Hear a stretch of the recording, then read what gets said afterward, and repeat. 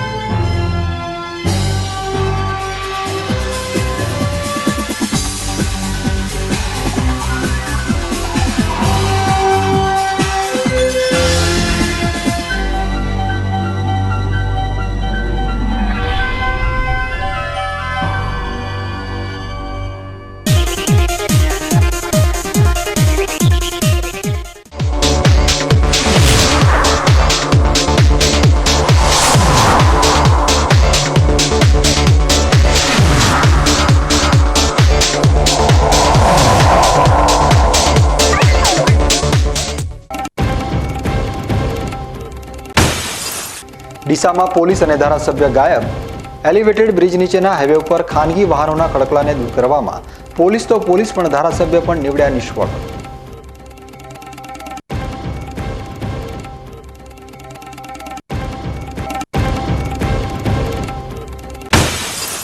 ધાનેરા તાલુકામાં આધાર card KYC માટે 2 કેન્દ્રો હોવાથી વિદ્યાર્થીઓ પરેશાન।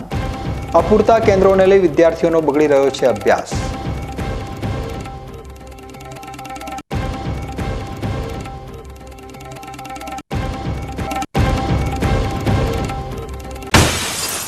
વાવ તાલુકાના ગ્રામીણ વિસ્તારો વારંવાર ઓવરફ્લો થઈ રહેલી કેનાલોથી ખેડૂતો પરેશાન। તંત્ર સમક્ષ રજૂઆત કરવા છતાં નથી કરવામાં આવી રહી કોઈ પણ જાતની નક્કર કામગીરી।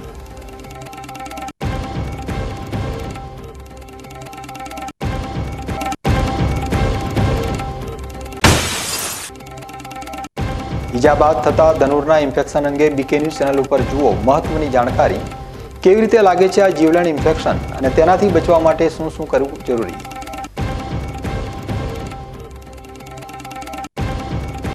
હવે જોઈએ સમાચાર વિગતવાર।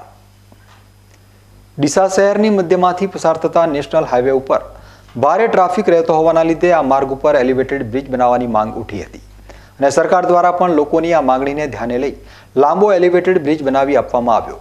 પરંતુ એલિવેટેડ બ્રિજ બનાવ્યા બાદ શહેરીજનોને ટ્રાફિકમાં જે રાહત મળવા જેવી હતી તે નથી મળી રહી અને અત્યારે બ્રિજ નીચેના હાઈવે ઉપર ખાનગી ઇકો ચાલકો પરપ્રાંતીય લક્ઝરી બસોએ જાણે પાર્કિંગ સ્ટેન્ડ બનાવી દીધું હોય તેમ દિવસભર બ્રિજ નીચેથી પસાર થતા હાઈવે ઉપર અડીંગો જમાવીને બેઠા છે। નથી તો આ દ્રશ્યો કોઈ ટ્રાફિક પોલીસની નજરોમાં આવતા કે નથી ડીસામાં બની બેઠેલા મોટા નેતાઓની નજરોમાં। ડીસામાં હાઈવે ઉપર અડીંગો જમાવીને બેઠેલા ખાનગી વાહનો પ્રત્યે જાણે પોલીસ પણ રહેમ દ્રષ્ટિ દર્શાવી રહી હોય તેમ આ વાહનો અહીં પાર્કિંગ થતા હોય છે। તો બીજી તરફ આ દ્રશ્યો ડીસાના ધારાસભ્ય માટે પણ શરમજનક છે, કારણ કે ડીસાની જનતાએ તેમની ઉપર શહેરના પ્રશ્નોના નિવારણની આશ લગાવીને મત આપ્યા હતા અને શહેરના પ્રશ્નોના નિવારણ માટે ડીસાના ધારાસભ્ય પણ નિષ્ફળ સાબિત થયા છે। ત્યારે ડીસાની પ્રજા પણ તેમની પાસે જવાબ માંગી રહી છે। આ જવાબદારી ધારાસભ્ય અને પોલીસની તો છે જ, પરંતુ સાથે સાથે નગરપાલિકાની પણ બને છે, પરંતુ કોઈ આ જવાબદારી સ્વીકારવા માટે તૈયાર નથી।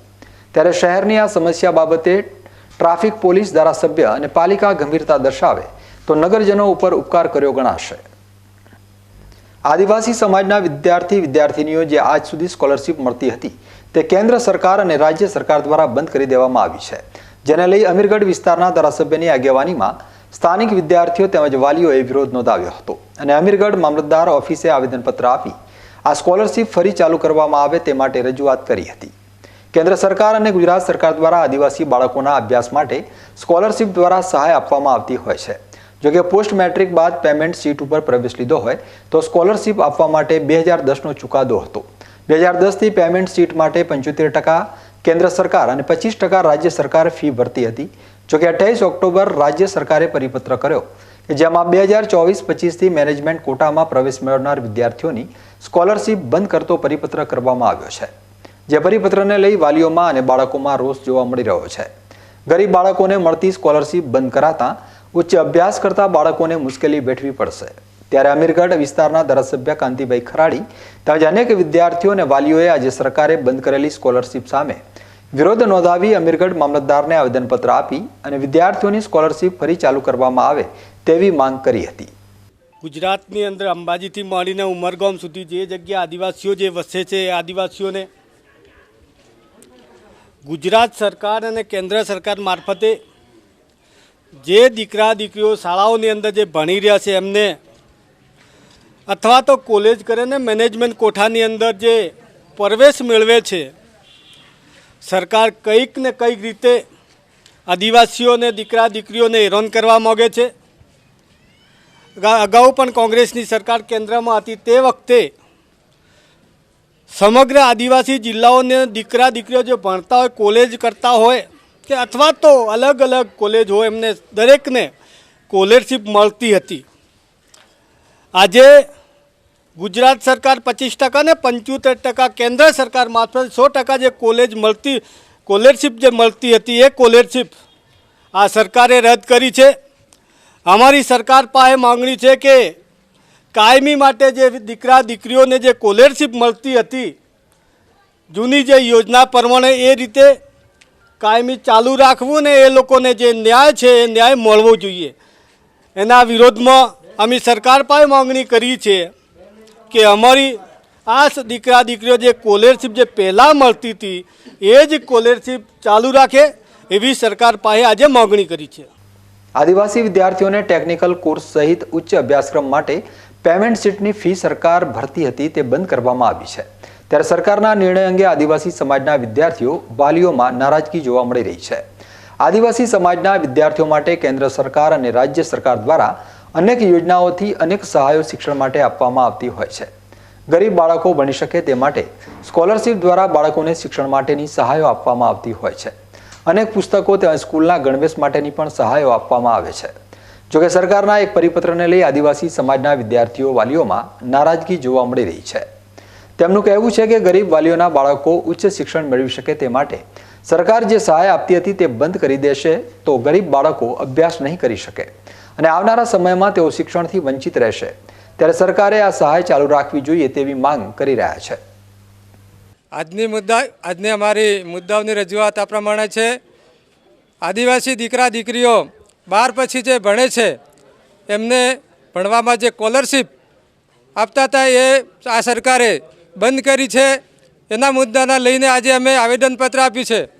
ત્યારે મને યાદ આવે છે આજે કે બિરસા મુંડાને 25 વર્ષની ઉંમરે અંગ્રેજોએ મૃત્યુ આપ્યું હતું, એમ આજની સરકાર આજે 17 થી 20 વર્ષના યુવાનોને શિક્ષણ બંધ કરીને મૃત્યુ આપવાનું પ્લાન ઘડી રહી છે એવું મને દેખાઈ રહ્યું છે।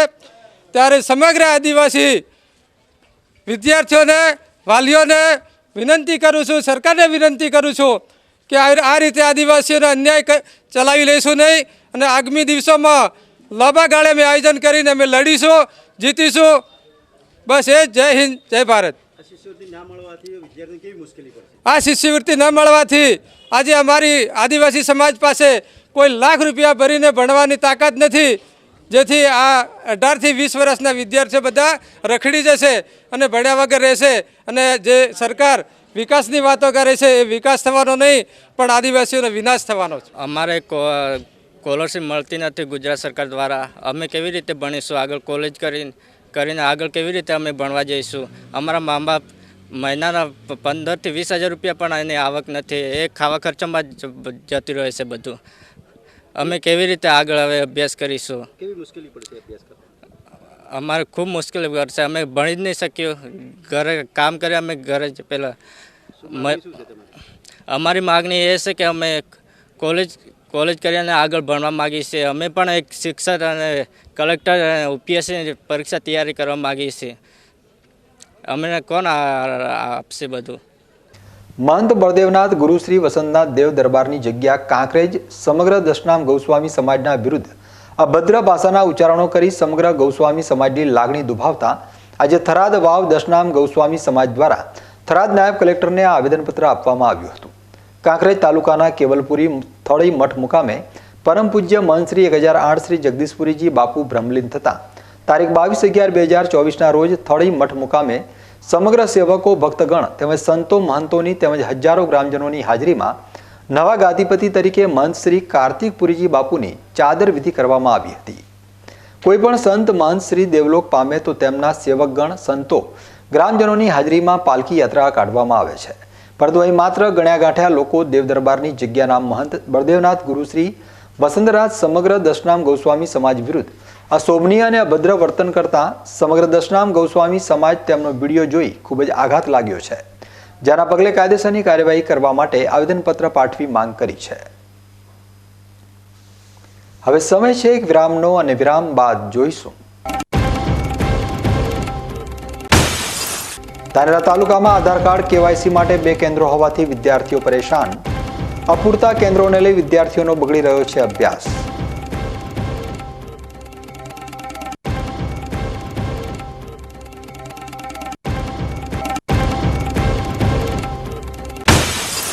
વાવ તાલુકાના ગ્રામીણ વિસ્તારો વારંવાર ઓવરફ્લો થઈ રહેલી કેનાલોથી ખેડૂતો પરેશાન.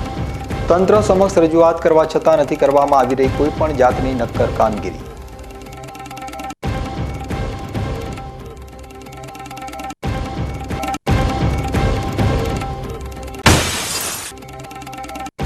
ઈજા બાદ થતા ધનુરના ઇન્ફેક્શન અંગે બીકે ન્યૂઝ ચેનલ ઉપર જુઓ મહત્વની જાણકારી. કેવી રીતે લાગે છે આ જીવલેણ ઇન્ફેક્શન અને તેનાથી બચવા માટે શું શું કરવું જરૂરી.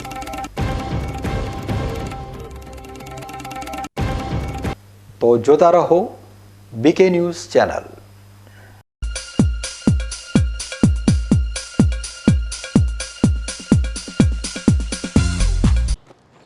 એક્સક્યુઝ મી, મેજિસ્ટ્રેટ સાહેબનું ઘર આ જ છે ને? નહીં, એ સામેવાળી ગલીમાં રહે છે. સોરી. હા, ઇટ્સ ઓકે. અરે ભાઈ, મંત્રીજી ઘરમાં છે. ઓ મારો ડાબી બાજુએ ચોથું ઘર છે સર. શું થયું છે યાર? જી આ કમિશનર સાહેબનું ઘર ના, આગળ રાઈટમાં. ટાટા બ્લુસ્કોપ ડ્યુરાશાઇન રૂફિંગનો કંઈક અલગ જ ઠાઠ છે. આની ઇન્ટરનેશનલ ટેકનોલોજી છતને વર્ષો વર્ષ ચમકાવે અને ઘરને આપે કંઈક વીઆઈપી વાળી ફીલિંગ.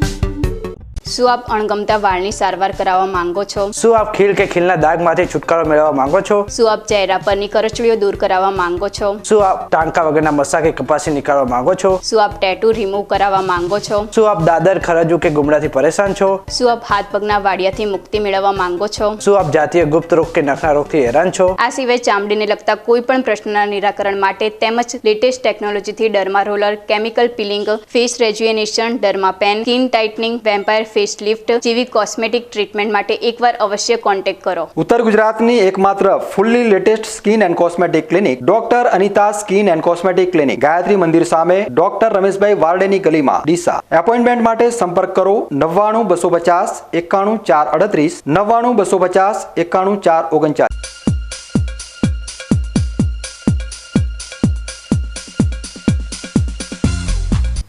વિરામ બાદ આપનું સ્વાગત છે.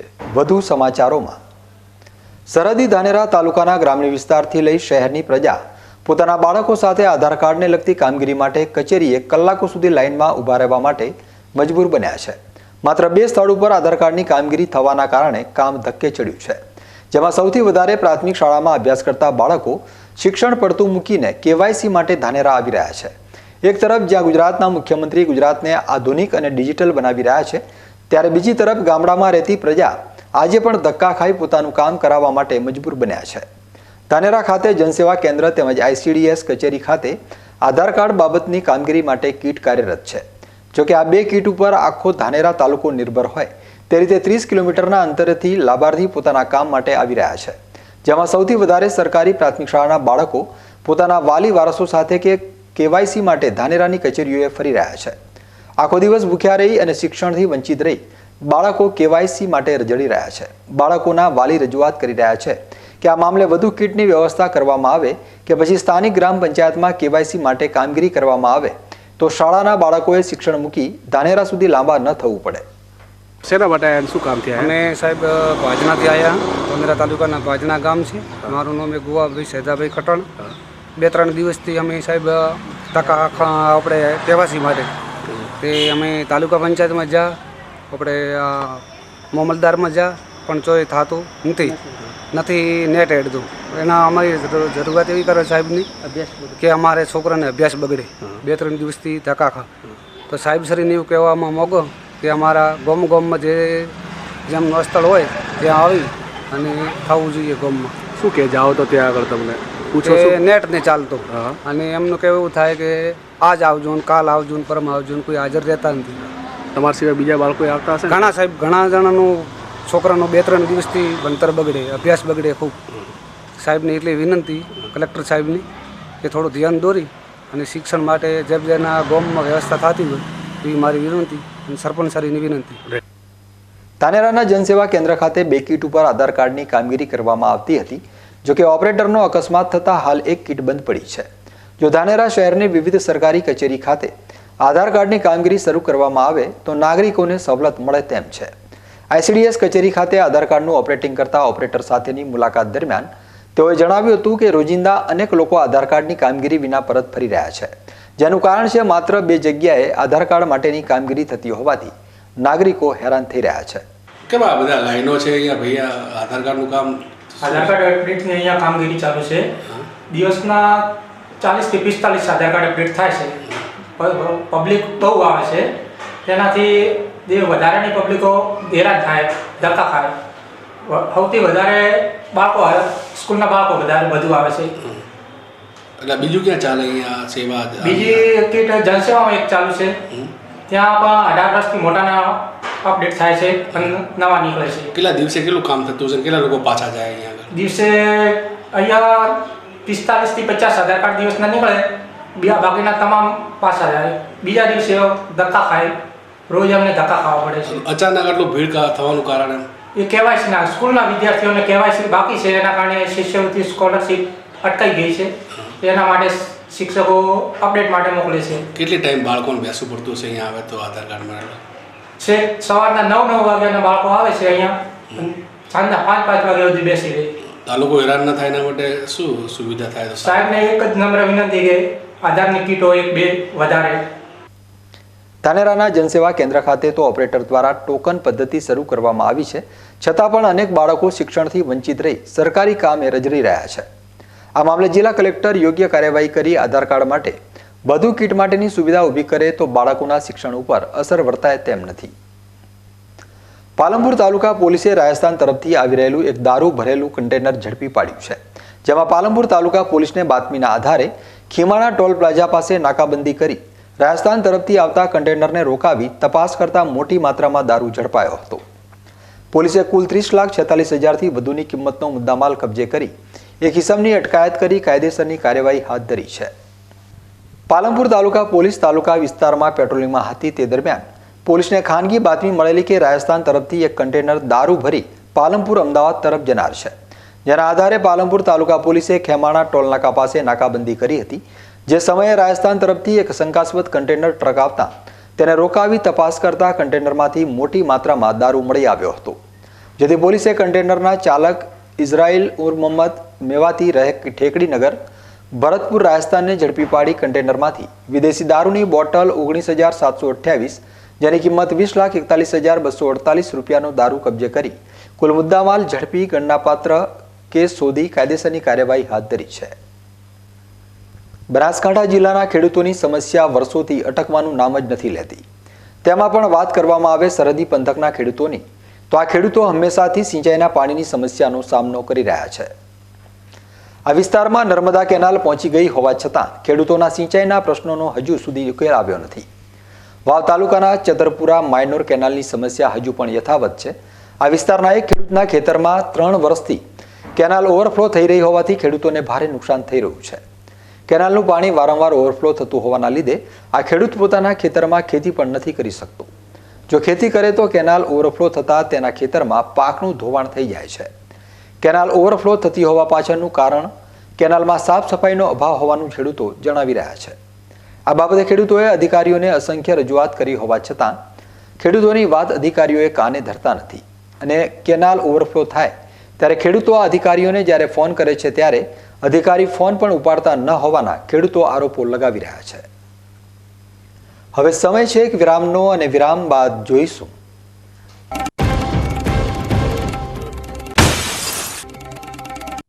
ઈજા બાદ થતા ધનુરના ઇન્ફેક્શન અંગે બીકે ન્યૂઝ ચેનલ ઉપર જુઓ મહત્વની જાણકારી.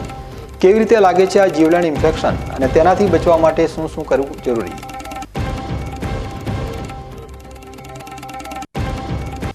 તો જોતા રહો બીકે ન્યૂઝ ચેનલ.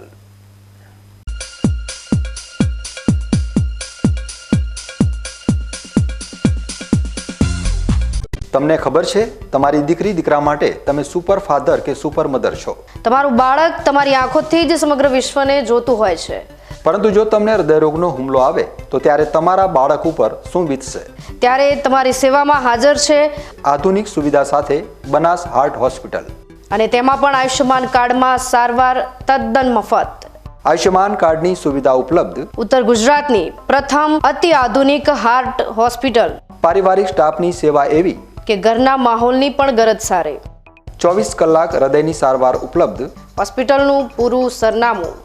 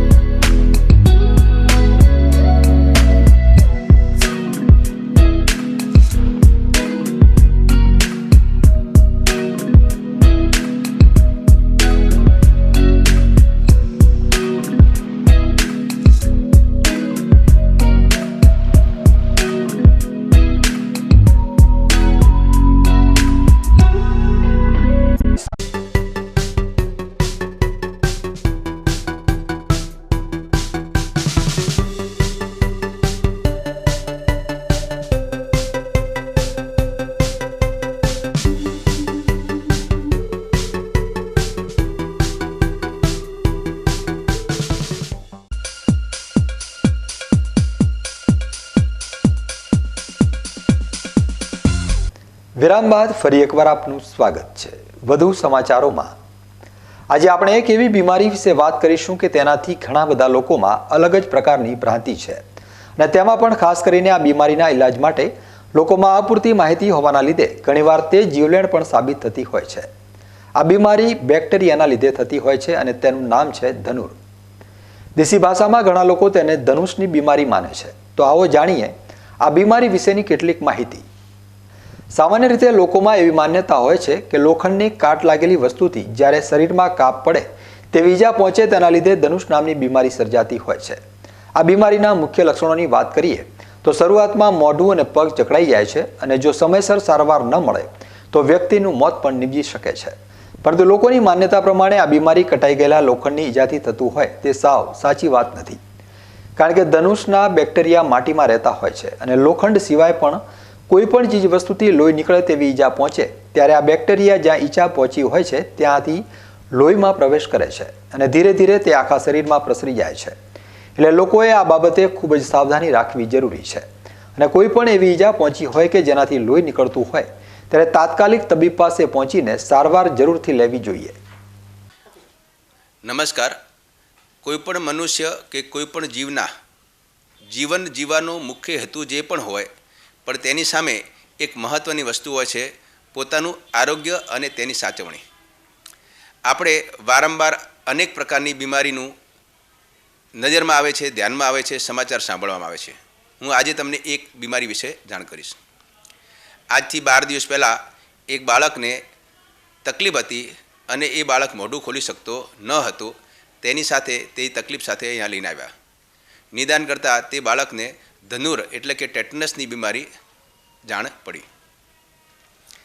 ધનુષ કોઈપણ ઉંમરના વ્યક્તિને થઈ શકે છે. ખાસ કરીને માટીમાં ધનુરના સ્પોર એટલે સાદી ભાષામાં કહીએ કે એના વિષાણુ હોય છે, અને જ્યારે આપણા શરીરમાં કોઈ પણ કટ લાગે, નોર્મલી લોકો જાણતા હોય છે કે માનતા હોય છે કે લોખંડ લાગવાથી જ ધનુર થાય છે. ના, લાકડું, કાચ, લોખંડ, ચાંદી, સોનું, કોઈ પણ પ્રકારની વસ્તુથી તમને ઇન્જરી થાય છે અને તમારા શરીરનો કટ માટીના સંપર્કમાં આવે તો ધનુર થવાની શક્યતા છે.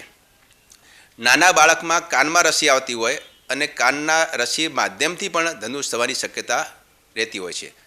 નવજાત શિશુમાં હવે તો સરકારના પ્રયત્નથી મોટા ભાગની ડિલિવરી હોસ્પિટલમાં થાય છે, પરંતુ જ્યારે અગાઉના સમયમાં ડિલિવરી દાયણ દ્વારા ઘરે કરવામાં આવતી હતી ત્યારે બાળકનું નાળ એટલે કે અમ્બિલિકલ કોર્ડ જ્યારે કોઈ પણ સ્ટરલાઇઝ કર્યા વગર કાતરથી કે ચપ્પુથી કાપવામાં આવતું ત્યારે નવજાત શિશુને પણ ધનુર થવાની શક્યતા હતી. એવું પણ નથી કે ઈજા પહોંચ્યા બાદ માત્ર ટીટીનું ઇન્જેક્શન લેવાથી ધનુર ન થાય. ઘણા કિસ્સામાં ટીટીનું ઇન્જેક્શન લીધા બાદ પણ શરીરમાં ધનુરના બેક્ટેરિયા ફેલાઈ શકે છે. તેના માટે ટીટીના બુસ્ટર ડોઝ લીધા હોય ત્યારે જ આ બીમારીને વધતી અટકાવી શકાય. ત્યારે ધનુરના ઘાતક બેક્ટેરિયાના ઇન્ફેક્શનથી બચી શકાય છે. હવે આપણે ચર્ચા કરીશું તેનાથી બચવાના ઉપાય. આપણા તમામ બાળકોને, કુટુંબના વ્યક્તિઓને ધનુરની રસી અપાવવી જોઈએ. ધનુરની રસી એ બીમારી સામે રક્ષણ આપે તે માટે કુલ 2 ડોઝની જરૂર હોય છે, જેને પ્રાઇમરી ડોઝ અને બુસ્ટર ડોઝ. ત્યાર પછી જ્યારે પણ તમને અમુક સમય પછી લાગતું હોય અથવા કોઈ પણ ઈજા થઈ હોય તેવા સમયે ધનુરની રસી લેવી જરૂરી છે. ડિલિવરી પ્રસંગ હોય તેની પહેલાં માતાની તપાસ કરાવો ત્યારે અચૂક ધનુરના 2 ડોઝ લેવાથી નવજાત શિશુને ધનુરની બીમારીથી બચાવી શકાય છે. હવે સારવાર વિશે, જ્યારે પણ ધનુરની બીમારી જેવા લક્ષણો લાગે, જેમાં ખાસ કરીને ચાલવામાં તકલીફ પડે, મોઢું જકડાઈ જાય અને શરીરની અંદર કન્વર્ઝન એટલે કે ખેંચ જેવી પ્રક્રિયા ચાલુ થતી હોય છે, તેવા સમયે તાત્કાલિક તમે સારવાર કરાવો તો સારવાર કરવાથી અત્યારના જમાનામાં આ સારવાર ખૂબ જ યોગ્ય પ્રકારે કરાવવાથી તેમાં જીવન બચી શકે છે. ન્યૂઝ બુલેટિન પૂરું કરતા પહેલા મુખ્ય સમાચાર ફરી એકવાર.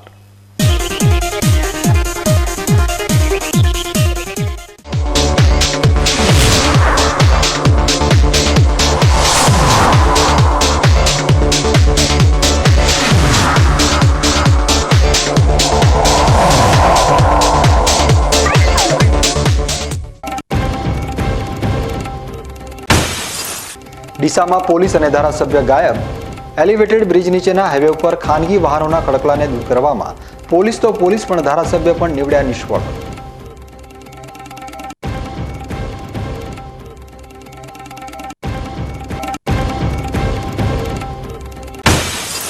ધાનેરા તાલુકામાં આધાર કાર્ડ કેવાયસી માટે 2 કેન્દ્રો હોવાથી વિદ્યાર્થીઓ પરેશાન.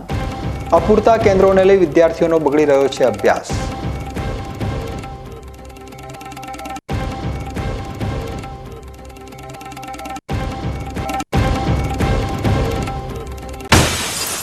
વાવ તાલુકાના ગ્રામીણ વિસ્તારો વારંવાર ઓવરફ્લો થઈ રહેલી કેનાલોથી ખેડૂતો પરેશાન.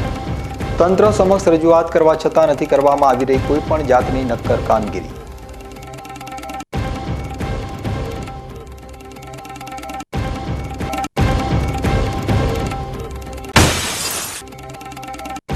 ઈજા બાદ થતા ધનુરના ઇન્ફેક્શન અંગે બીકે ન્યૂઝ ચેનલ ઉપર જુઓ મહત્વની જાણકારી. કેવી રીતે લાગે છે આ જીવલેણ ઇન્ફેક્શન અને તેનાથી બચવા માટે શું કરવું જરૂરી.